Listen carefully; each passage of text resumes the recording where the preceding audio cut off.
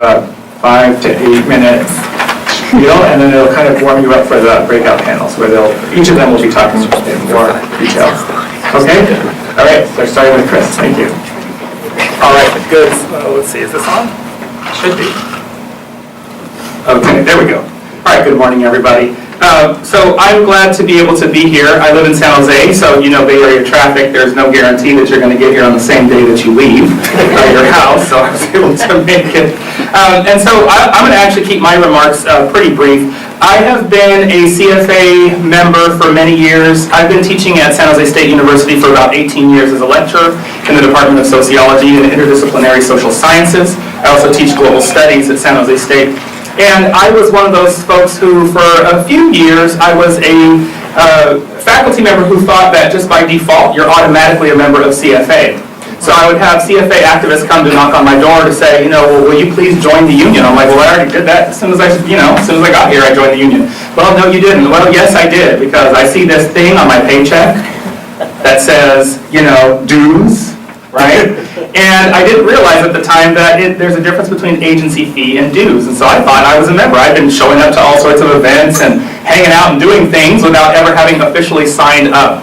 Okay? And part of the reason I bring that up is that, as you know, we are in a time where the Janus versus AFSCME case is being heard by the Supreme Court. We're kind of waiting on pins and needles. But this really is it's kind of a watershed moment, in my opinion, for the dynamic of neoliberalism when it comes to higher education. Because one of the things that, should the Janus versus AFSCME case not go our way, it's a huge win for those who want to break the power of collective bargaining and break the power of unions.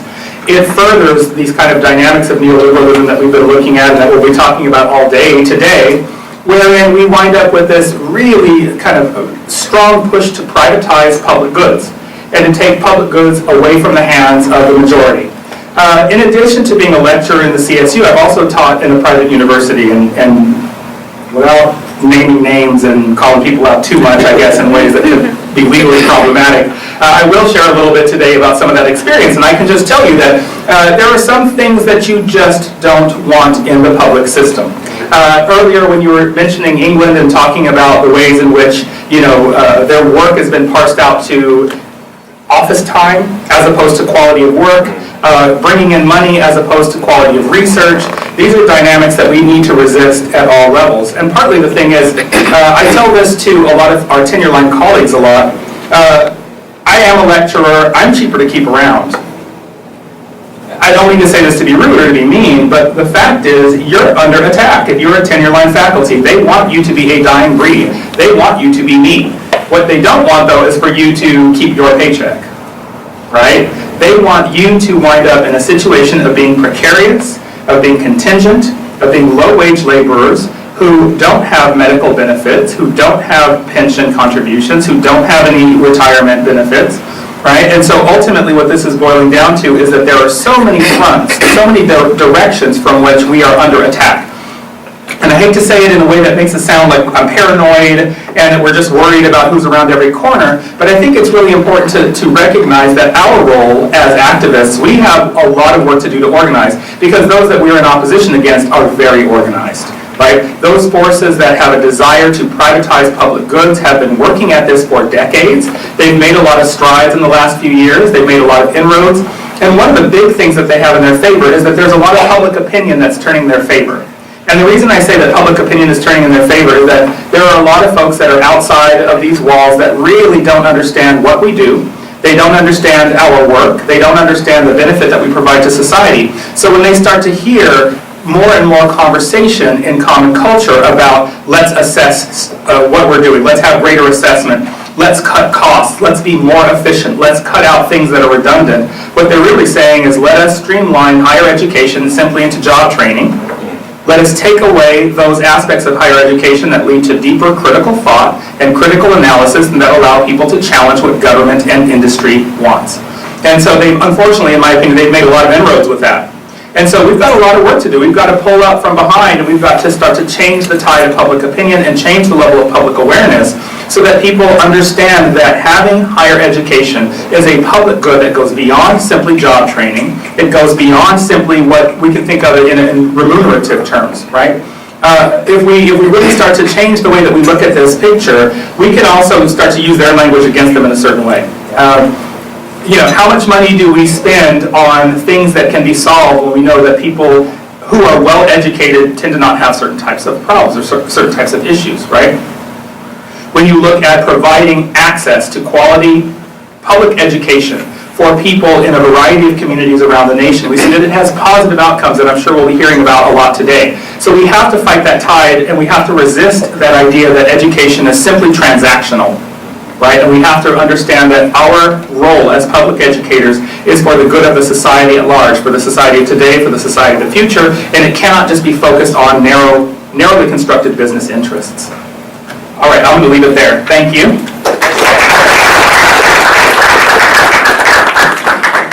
Well, thank you for that. I'm just an accounting professor, so I can't do better than that. Let me ask you guys this. How many of you have heard on your campuses that there's a budget crisis or a budget hole or something like that? Okay. That's the environment that we're in. And what I do as an accounting professor is I go to these campuses and try to say, first of all, there is no budget crisis. It's completely self-created and self-made up. And secondly, with the budget situation that they have, here's how they're spending the money. And what we find are a couple of things. First, we have to acknowledge that here in California, we are in California, and I was up at Humboldt State yesterday, which is not next door to here, by the way. I found that. Oh, I'll just drive up, it'll be no problem. I'm still driving. But they're actually laying off. Who are they laying off? I'm sorry to say this. They're laying off lecturers. They have, but not, let me be clear. I think from what I can decipher from my day there yesterday, they have laid off lecturers, people who are in your position. And what they've done there is they've created this false budget crisis. And so I spent a lot of time in my presentation yesterday showing that there is no budget crisis and that they should not be laying off lecturers. And what I believe they should be doing is making sure that the students have a better way to get through. Tuition is way higher than it should be. And students today have it so much harder than us old people ever did when we were students, back in the 1920s, whenever I was a student. You have it much harder. You guys work because you have to. You work just to get through. And one thing we can agree on is, with several administrators, is that the state appropriation here in the state of California is just not what it should be. The state appropriation to CSU and UC and the community college system is not where it needs to be to support people to try to get, and their families to try to get through. And so we admit that. Having said that, given the money that these universities have, what we demonstrate is they're not spending it the right way. And there's several things they're spending it on that they shouldn't be spending it on. Obviously, administration is one of them, one of the large things they're spending it on. And so what it leads to is what we just heard. Their goal, and I'm paraphrasing, is to have a university taught only by part-time teachers, or I'll talk about coaches in a second. I'll get what I mean by coaches, not athletic coaches, taught by part-time people with no benefits in large online classes. That is the goal that I see everywhere I go. And I've been to a lot of places. I've been to East Bay. I've been here. I think this is my fourth time on this campus over many year period of time. I've been to San Jose State. I was there a couple of years ago. But I have not been to Arkansas State, but hopefully I'm going to get there before you know it. And to see it everywhere. They really, and all these legislators, they just think college is job training, nothing else. And I teach accounting. So, but what I see everywhere is the budget crisis is being used to not hire tenure track faculty and to decimate liberal arts, because they do not believe in critical thinking and public education as a public good. And I see that everywhere I go. And the only way to fight it is to stand together. And people smarter than me are going to talk about how to do it. What I can show you is that these crises that exist on these campuses financially really do not exist. There is a deficiency from the state appropriation. But given that, given what the state is giving us, let's figure out a way to stand together and let's figure out a way to spend this money the correct way. To me, it's approach. The administration's approach to the situation of, we're in a financial crisis, let's talk about what to cut. My view is, the crisis is not enough students are allowed to enter the CSU and UC and the pre-K college system. And for the ones that do enter, we're not doing enough to help them get through. So to me, the approach should be, how can we get more students into these universities, and how can we help the ones that are here get through? That to me needs to be the approach, as opposed to, let's figure out what to cut. And the last thing I'll say, and I promise I'll be done. When they ask you, and I do see the world, I said this because I do see the world as us and them. I really do. And when they, the administration, ask union members or faculty or any of us to get in a room with them and talk about what we should cut, the game is over. The game is over. To suggest that, oh, everybody thinks what we do is the greatest. What I teach is great, and what everyone else teaches is just crap, which obviously is not true. But we don't want to get in that room. To have a comprehensive public university, or even a private university, I was at Mills College 2 years ago, and Mills College, you guys know, in Oakland, and no offense, they're doing the same things there that they do here, decimating faculty. And faculty there were in the room as they were talking about which programs to cut. If you get in that room, they're just using you as cover to make decisions they're going to make. And I'm not saying they're going to change their minds, but all our focus should be, don't get in that room. Let's figure out a way to help these students and their families get into these universities, and let's help the students and their families get through. Thanks.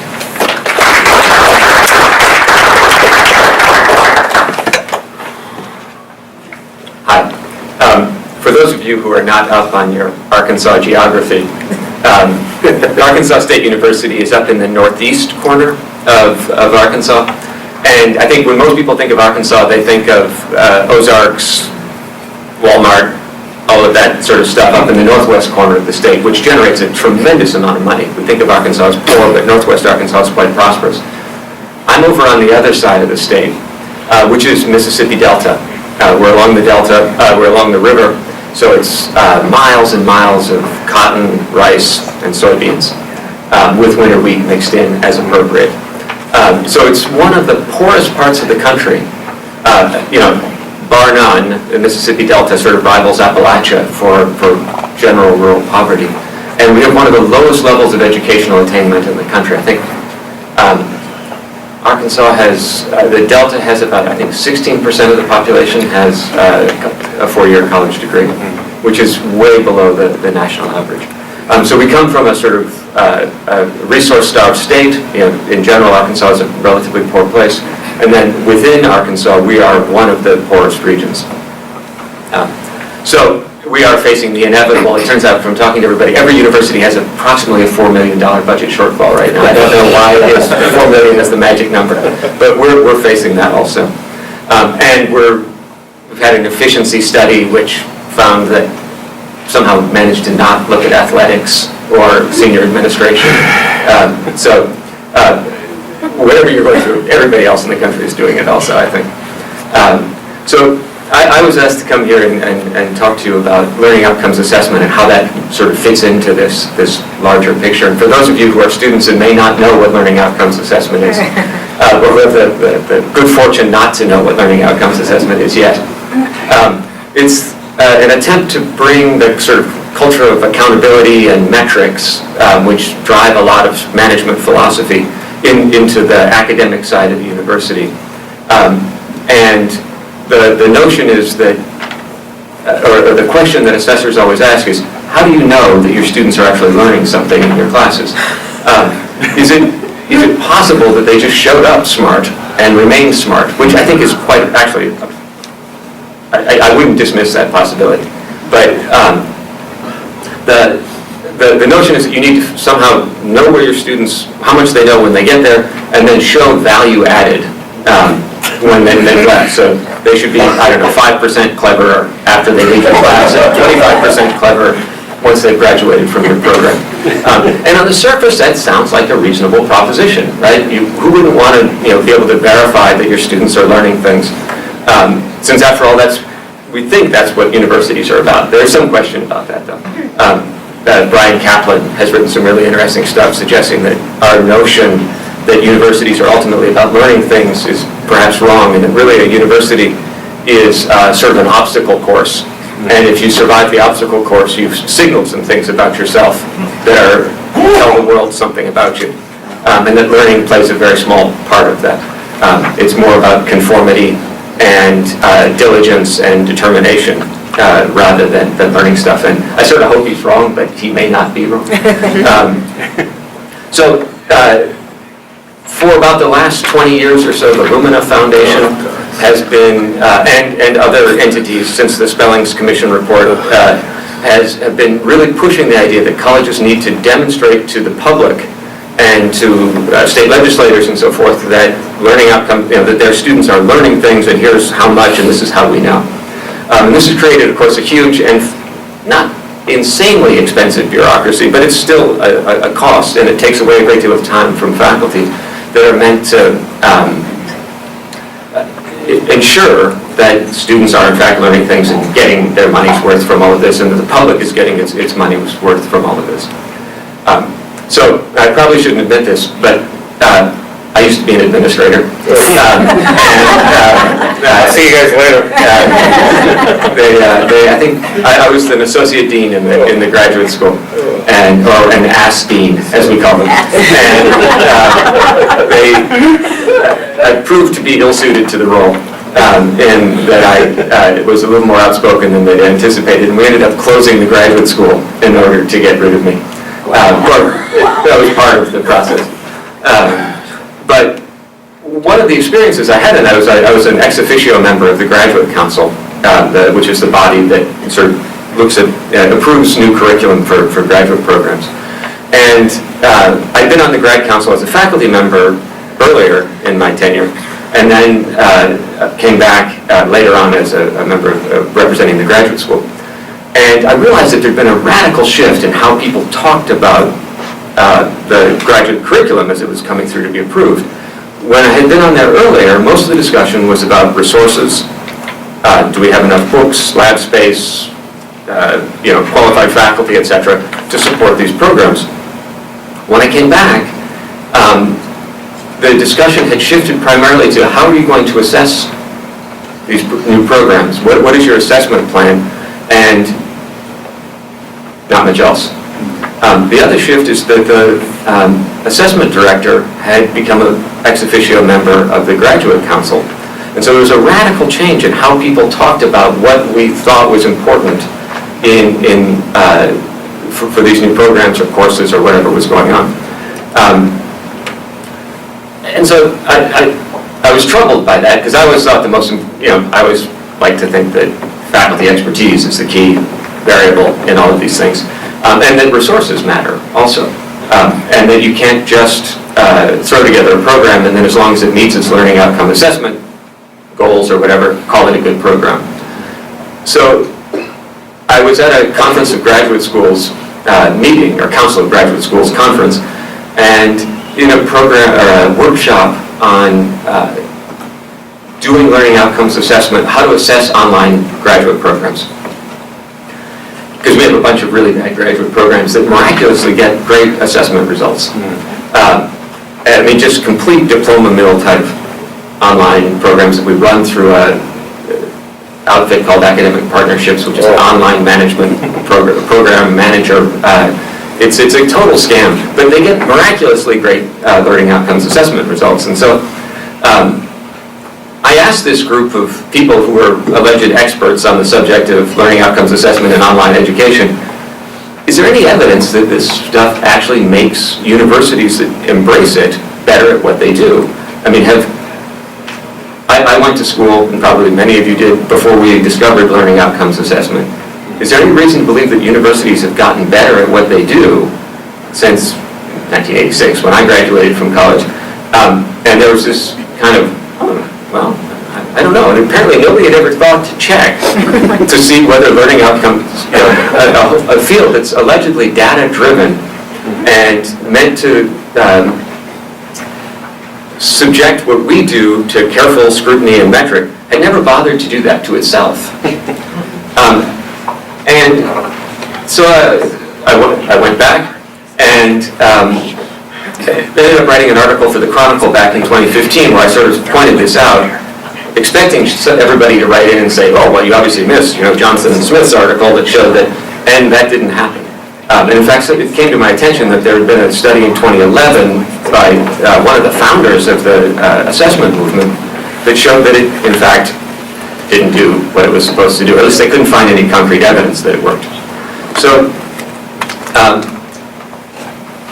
that got me started down this route. And then in a couple of months ago, an assessment guy, Dave Eubanks, wrote an article for a really obscure assessment journal saying that they'd known all along that it didn't work and had assumed that the problem was faculty. And the problem was lack of buy-in from faculty. In other words, we were complying with the assessment regime, but we weren't really embracing it, and that we were kind of just going through the motions, and that's why it wasn't generating the results that everybody had expected. Eubanks is a mathematician, and he said, actually, the problem is data quality. If you try to assess every course, every semester, you inevitably are not going to bring any sort of analytical rigor to that. And so people come up with bogus results, they make bogus changes, and of course it doesn't work. And he says there aren't the resources in the world to actually do this every semester in every course. You can actually find out useful things by doing actual research, but the way assessment is set up is not really research, and therefore it doesn't generate meaningful results. And you really shouldn't act on it. Not only should you, shouldn't expect it to produce useful information, but you probably shouldn't act on it because it's bogus information. I think wrote the article that got James' attention based on Eubanks' article for the Chronicle because nobody reads Intersection, which is the assessment journal in which he published this. And just sort of trying to publicize that, but that got me thinking about why, if it's obvious to assessors that this doesn't work, and it should be obvious to any provost or president who has any knowledge of really basic research procedures that this probably shouldn't work. Why do we still do this? And it may be just force of habit. But I think the other element of this is that it helps to sort of commoditize academic labor. If you can show that anyone, no matter what their expertise is or background or how much you pay them, gets the same assessment result, it must be the same, right? So you can use that to justify massive online sections. You can use it to justify contingent workers and all these other sorts of things that are part of the modern university. Assessment provides a kind of cover for that, I think. It has other effects. I think assessment is about compliance, both to accreditors, but also getting faculty to comply. So it's compliance in multiple directions. And I think it's also makes sort of management increasingly intrusive into curricular decisions and actually how you teach your class. So, or how one teaches one's class or whatever. So, I will leave it at that, but that's how I think assessment fits into this larger picture. Just let me add one thing, I promise 20 seconds. At Eastern Michigan University, where I teach, our union is in arbitration over fighting academic partnerships that wants to basically take over our university for whatever that's worth. So thank you so much. Don't let them in the door. Believe me, we're trying.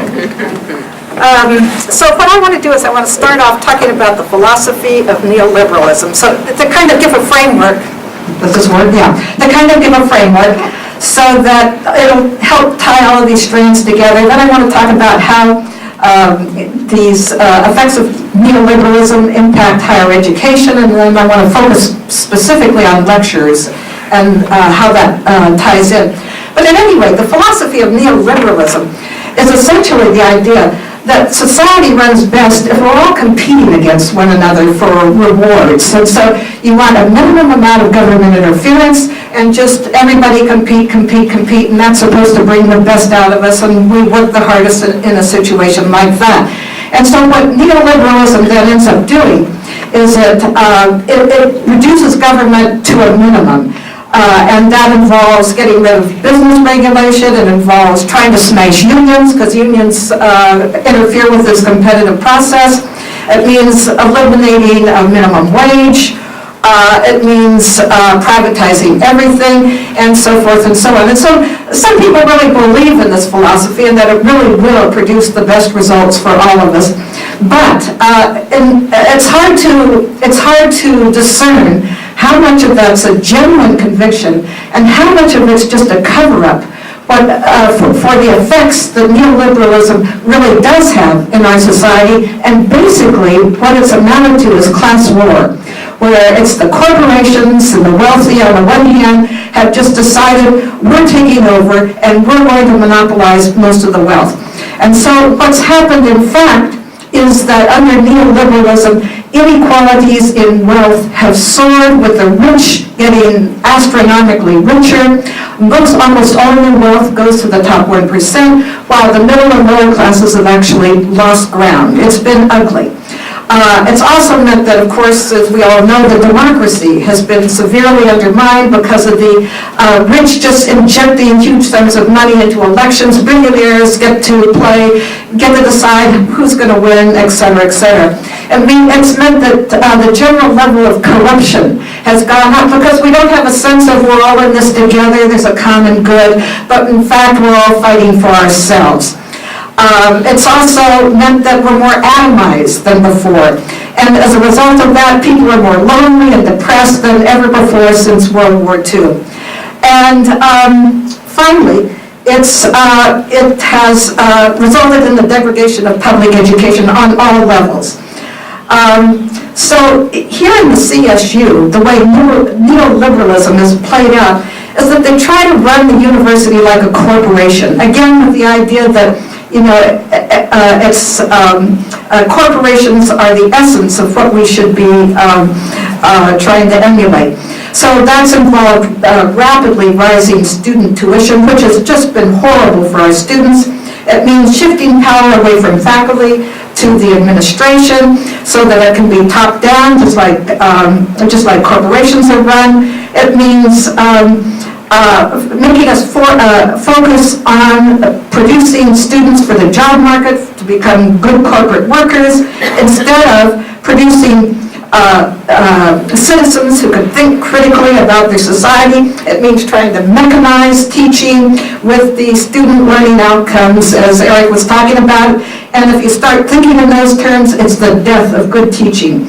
And finally, a huge example of this neoliberalism philosophy has been the transformation of tenured faculty into part-time temporary faculty.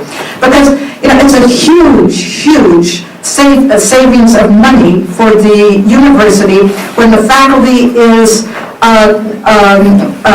made temporary and part-time, because we're paid much lower than other faculty. And we're in the terrifying situation of not knowing whether we have a job from one semester to the next.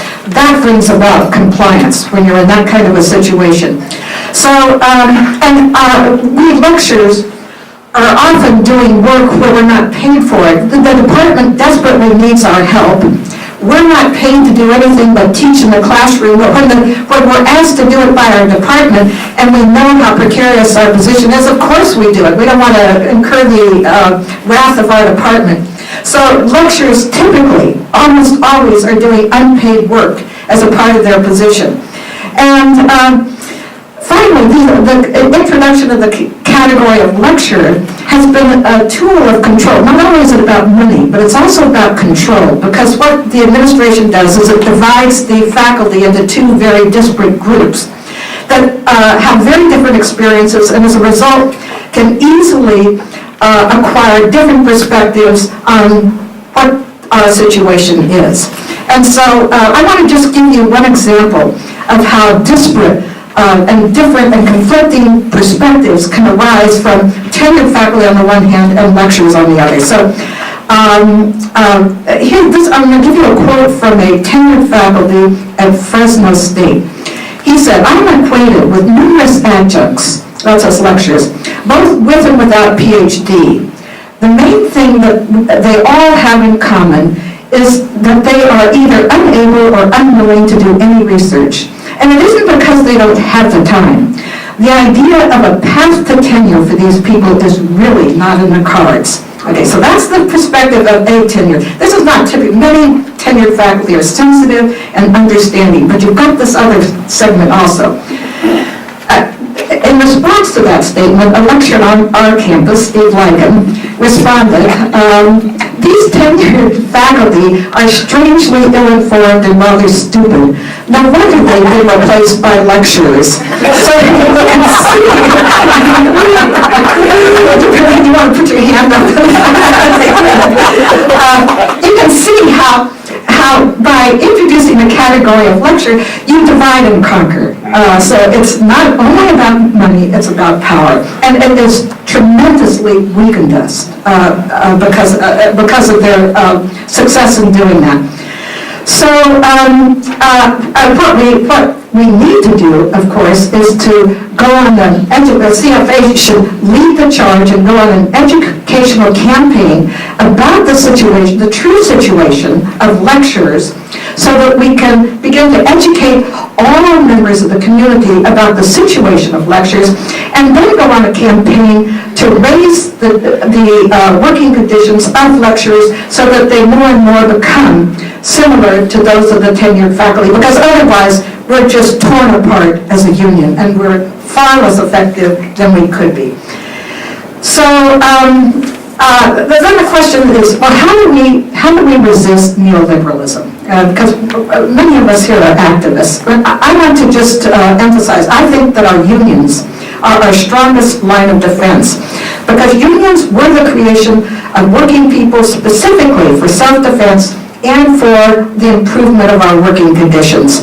So instead of simply relying on Democrats who themselves have wildly embraced neoliberalism, unfortunately, the most effective way to resist neoliberalism is to start building our unions, building our organizations, and build the strength of our unions so that we can act collectively and effectively.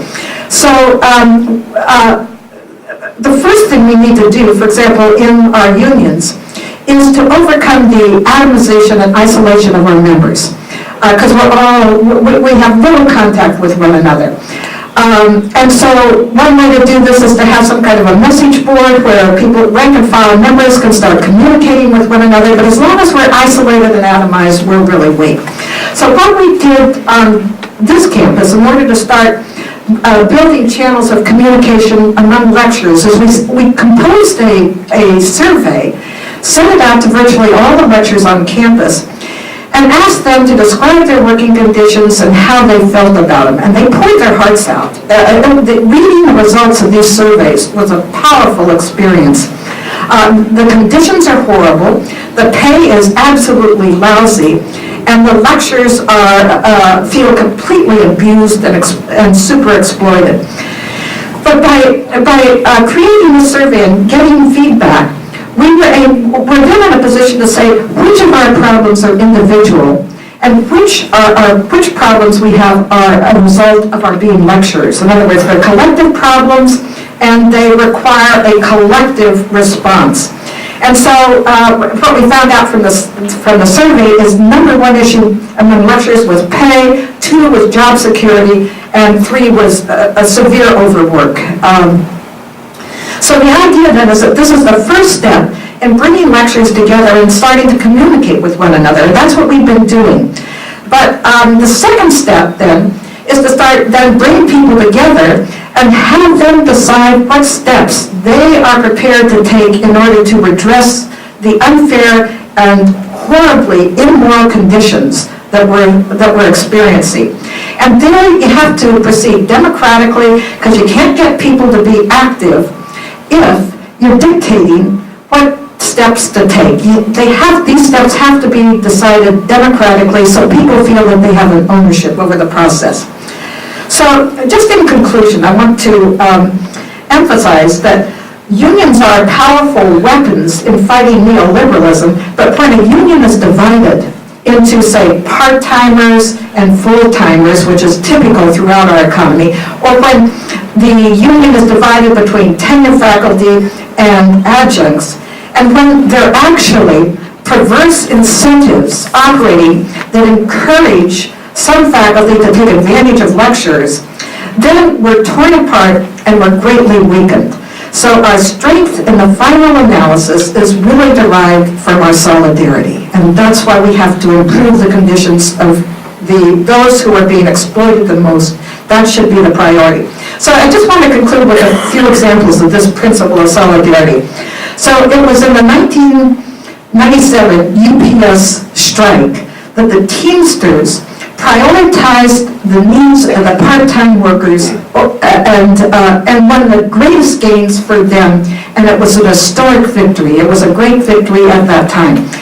Here's a quote from an Arizona teacher from just a few days ago about their experience of solidarity. Here, what the striker said was definitely the sense of solidarity is paramount. People here never really had that feeling before, that sense of being a part of a union and fighting together for one purpose. And then finally, it's this principle of solidarity that has translated into these great victories in West Virginia, in Kentucky, in Oklahoma, and now in Arizona, and it's the solidarity that has given them strength. Thank you.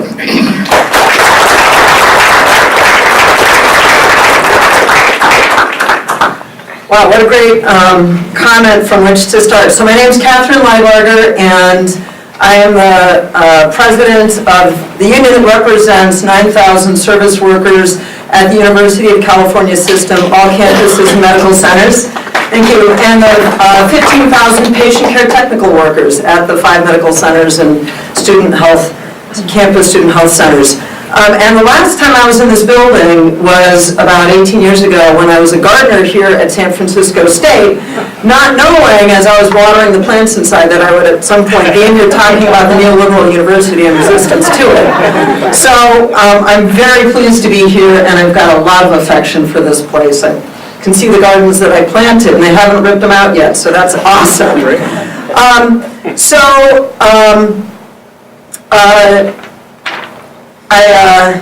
Where to start? So I want to talk about the university. It's actually really refreshing, and I shouldn't be surprised to hear the faculty up on the panel talking about the university basically as an employer, and I want to talk about that as well. But from a perspective of one who does work, whose work is not the mission of the university, right? Cleaning rooms, doing MRIs, caring for patients, cleaning the grounds. That's not the mission of a university. It's not why they exist. But the University of California is the 3rd largest employer in the state. And as such, they have a massive impact on the economy, the well-being, and honestly, ultimately, as I'll talk about, really how we move the ball either forward or backward down the field in regards to real equity and fighting racial injustice and other serious forms of oppression. So right now my union, as are 2 other unions, and now the graduate students, now a 4th, are in the midst of contract fights with the university. 3 of us actually are now no longer under contract, and we are going on strike on Monday. And it is no small thing. The word solidarity is very difficult to achieve in action. It's not too hard to issue a resolution, but to actually get the heads of unions to agree that we're all going to go out on strike together is a very difficult thing to achieve, because it happens not just in a vacuum, but in the context of a boss fighting you and working very hard to peel you off. You talked about the ways that they peel you off between tenured and lecture. Well, you magnify that among entire different job sectors, and it gets crazy, right? So I will actually take this moment for a moment of shameless self-promotion for this strike. If you could just pass these out. Great pleasure. Thank you. I want y'all to come to the picket lines. We have a lot to choose from. It's going to be a lot of fun. You're going to have a great time. So just real quick, some of the things we're fighting for. One, and these are the ways that, neoliberal agenda really kind of plays itself out. One is contracting out. My union issued a white paper in April that showed some basic things, no surprise. One is that the top administrative level now makes more than ever, and the gap between the top administrators and the frontline workers, the lowest paid workers, is wider than it ever has been. So 64% increase in the salaries of the top earners at the University of California. And they proposed to hold wages flat for all the frontline workers currently bargaining. But more disturbingly is that it's not just that there's this gap, right? What we've also found, my union is predominantly women and people of color, overwhelmingly, disproportionately relative to the population of California. But the top administrative level of the UC is disproportionately white and disproportionately male. So when you have income disparity that way, you are also perpetuating racial injustice and around gender, etc. But disturbingly, we've also seen that, and I'll get into this in another workshop, the disparities in hiring, but that there is a 37% decline in the number of African Americans working at the University of California in the job titles we represent over the last 20 years. And you got to ask, well, what's that about? Well, in a bargaining session, when we told the administration this across the table, they said, well, African Americans are simply not applying for the jobs. What our research found is that while the student population has totally ballooned at the University of California, and that's a very good thing, the number of employed service workers doing the work has barely budged over the last 20 years. It's hardly moved. But the number of people doing contracted work who are hired through an outside contractor to come in and do the exact same jobs as service workers for up to $8.50 an hour less are almost entirely people of color and far disproportionately black workers. So essentially, because our work is not the mission of the university, and I realize it's not just because of that, because they treat you all like crap too, but we're not the mission of the university, so to hold labor costs down, the university, and for other reasons, has basically contracted out the work that used to be done by African American workers employed at the university, now done by African American contractors. They've pushed them down and out. So they've outsourced what were once jobs that were a ladder to a middle class living and jobs to stability. Precarity has led to actually greater impoverishment. Pension, and I know I got to speed this up real quick, another major thing in actually unifying demand of all three unions, the nurses, the professional and technical workers, and my union, is pension. So the university is proposing a hybrid retirement plan where new workers can opt out of the pension and into a 401k. The regent that introduced this pension plan is a partner in a law firm that represents Fidelity, and Fidelity is the entity that administers the 401k at UC. So it's a massive cash cow for Wall Street, obviously. And the UC stands to lose $500,000 a year in this transition. On top of that, we've been fighting for transparency around the pension plan. We actually don't have a seat on the board, but the university some years ago made a decision to privatize the management of the pension fund, and that management decided to invest in hedge funds. We found that the pension fund has lost $2 billion due to fees and lack of investment performance. Now, who are the hedge fund managers? Robert Mercer is one of them. Mercer is one of the people driving the anti-union attack and is behind the Janus case that is designed to smash unions. So the public university is investing in hedge funds that send money to the pockets of the people that will smash the unions at the university. And so this is what the neoliberal machine at the third largest employer in California looks like. I'll wrap up with talking about resistance, and the university is a site for that. My union began in 1948. In 1950, janitors went on strike to do two things. One was to fight the McCarthyist loyalty oath, which they successfully defeated. And the second was to insist that the pension, which only the faculty at the time had access to, should belong to everybody. So these were the lowest paid African-American in 1950 workers, janitors, who got and opened up the door for benefits for everybody. And they went on strike for 2 weeks to do that. 1972, black dormitory maids went on strike for 10 weeks. Gosh, what was that strike for? Oh, that was to actually force the university, because they are not subject to labor laws in California, to force them to abide by the non-discrimination, anti-discrimination laws.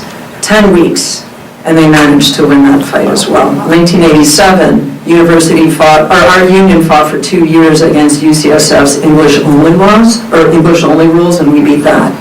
And that brings us up to today. We've had to strike every single contract round since 2005. And so we expect we'll be on multiple strikes this time around. Definitely encourage you to join us. The last thing I'll say is that the benefits, among the demands we've got, ban the box, local hire, no contracting out.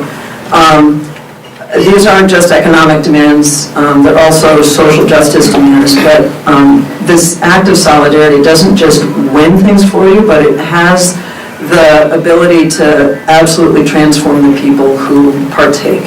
So every time we go into organizing for a strike, as we are all this month, it's a process of people working through their fears if they've never gone on strike before, and finally being coaxed and encouraged to make it out to the picket line, and within minutes, being on a picket line with their coworkers, feeling the liberation and the exhilaration of doing something in solidarity that they didn't know they could do before, and they were forever transformed.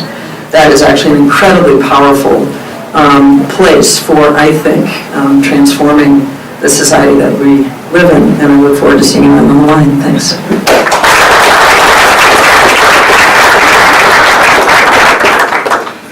All right, I'll try and go fast. I can't believe Catherine's here. If I were going on strike on Monday, I'd be freaking out. You probably are, but you're playing it cool. I really love this conference because it's giving me an occasion to think about neoliberalism and how it plays out in our work in CFA and how it impacts the CSU system. And one of the things I was thinking about is that one of the funniest things about neoliberalism, especially in the academy, is that neoliberals don't know that that's what they are. So a few years ago, Students for Quality Higher Education, any SQE people in the house? They're coming. They're not. It's too early for them. But some SQE students presented Chancellor White with their Privatizer of the Year award at a Board of Trustees meeting in public comment. It was very funny, and they had a certificate, and they talked about it. It was good. But I noticed, Chancellor White's face was completely blank. He had no idea what they were talking about. And I don't think that was a put on. I think it was genuine. He did not know what they were talking about. And the rest of the trustees were totally blank-faced too. But Chancellor White asked the students, what do you mean by Privatizer of the Year? And the students couldn't quite come up with an answer on the spot like that in the very horribly intimidating environment, which is the CSU Board of Trustees. It's intimidating to everyone. But I think a lot of us are in that same position. I've been occasionally in that position. We all function in this system that deliberately obscures itself to all of us in it, And in doing that, the system gets more powerful and pervasive. So I think a good answer that the students could have given would have been something like, you're transferring the cost of the public good, our educations, to private entities, as in us and our families. That would have been a good answer, but it's hard to come up with answers like that on the fly. And it's like in St. Augustine's Confessions, I'm a philosopher also, so in St. Augustine's Confessions, he talks about how difficult it is to answer the question, what is time? But if you ask people, what time is it, they know that right away. So you're in it, it's something that you're in it all the time, you recognize it when you see it, but it's very hard to give an account of it and step outside of it. And I'm hoping that today, everyone here, this is your assignment, if you don't already have a definition of neoliberalism, that you should have one at the ready. By the time you leave today, you should have a great definition of neoliberalism at the ready, because I feel like so much of us on the left rail against neoliberalism at people who don't know what we're talking about. So we should explain to them what we're talking about, and not get caught flat-footed like that. I noticed that in the CSU we have a lot of folks who are neoliberals. They are operating inside neoliberalism. But they think they're champions of public higher education. And I'm going to, maybe I am naive. I don't think I'm with Howard. I'm us versus them, but they don't know they're them. They think we're us. They think they're us. That was a little confusing. But so in the CSU, we have a lot of administrators and very many faculty, and I'll say none of us are actually completely immune from this, who are neoliberal champions that have, through their efforts of thinking that they're saving the public higher education, that they are actually somehow holding it together and not destroy it. So just, a couple of examples of this. People associated with the CSU will know these very well.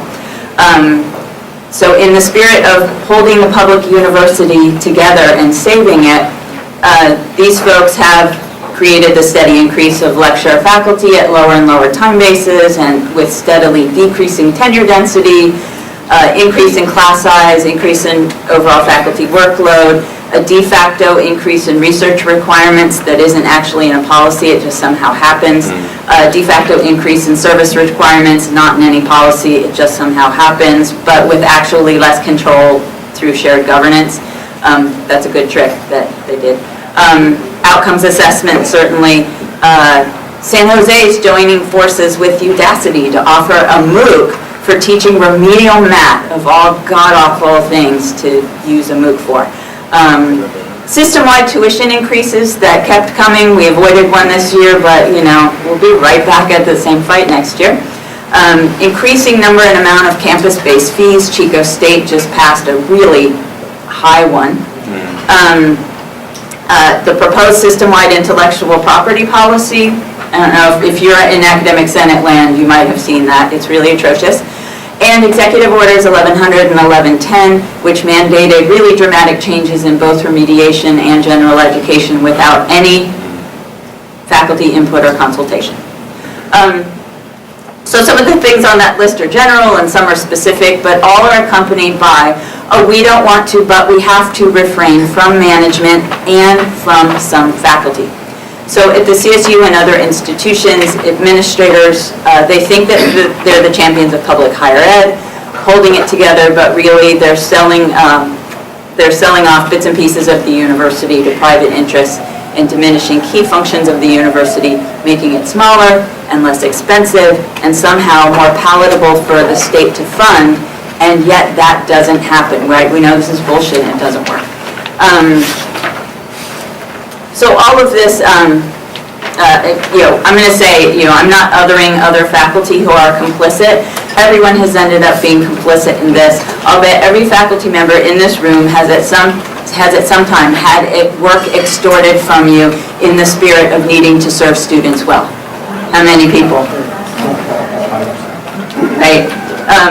we're not going to stop writing letters of recommendations and stop mentoring students and stop advising on master's theses because assigned time goes away or our pay flattens out, right? We probably should if we were good, if we were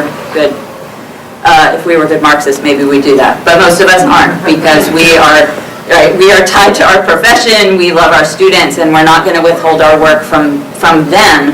And the university administrators take full advantage of that. And all of this in the spirit of being practical in some senses, but really I'm hoping today we can sort of get to how to counter that, and I really like Howard's frame of not getting in that room where we give away our work for free because we're nice people. So I hope we get some insights today on what to do, and I know a lot of us, if we go with our guts, will be protective of ourselves and of our students, and in a way that's understandable.